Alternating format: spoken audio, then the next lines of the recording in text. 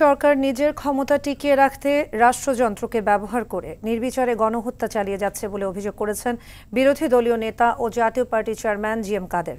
বিকেলে রংপুর সার্কিট হাউসে সাংবাদিকদের সঙ্গে আলাপকালে তিনি এসব কথা বলেন। জিএম কাদের বলেন, শিক্ষার্থীদের দমন নিপীড়ন করে সরকার নিজেই দেশকে বিপদের দিকে ঠেলে দিচ্ছে। জনগণকে দমিয়ে রাখার চেষ্টা কখনো সফল হবে না।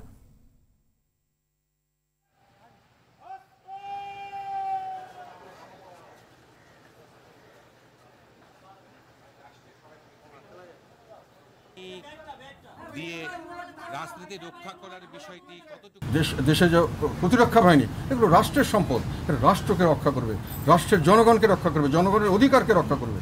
সেখানে সরকারকে রক্ষা করার জন্য যেভাবে তাদেরকে লেলিয়ে দেওয়া হয়েছে এবং যেভাবে তারা ব্যবহার করেছে এই সমস্ত নৈর জনগণের উপরে গুলি বর্ষণ করার জন্য, মানুষকে দমন করে ক্ষমতায় থাকা, এটা কোনো সভ্য সমাজের কোনো নীতি হতে পারে না।